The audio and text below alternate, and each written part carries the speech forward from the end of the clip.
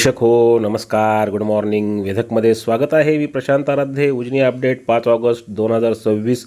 सकाळची स्थिती.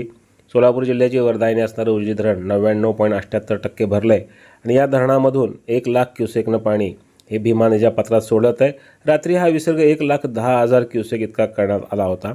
मात्र आता दौंड जाऊन उजनीमध्ये मिसळणारी पाण्याची आवक कमी होऊन ती 57,761 क्युसेक इतकी झालेली आहे. त्यामुळं उजनीतून सोडण्यात येणारा पाण्याचा विसर्ग हा सकाळी 7 वाजल्यापासून कमी करून तो 1 लाख क्युसेक इतका करण्यात आला आहे.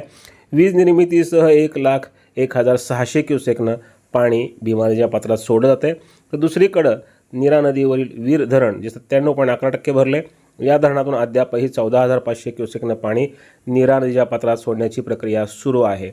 दरम्यान उजनी आणि वीर ह्या दोन धरणांमधून सोडण्यात आलेल्या पाण्यामुळं नृसिंहपूरच्या पुढं भीमा नदी ही 1,22,000 क्युसेकनं वाहते. पूरसदृश्य स्थिती आहे आणि पंढरपूरमध्ये भीमेचा विसर्ग हा जवळपास 90,000 क्युसेक आहे.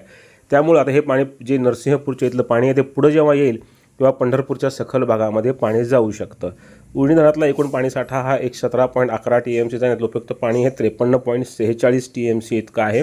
उजनीवर आज पावसाची नोंद नाही आहे. आत्तापर्यंत एकूण 182 मिलीमीटर पावसाची नोंद उजनी धरणावर झालेली आहे या पावसाळा हंगामामध्ये.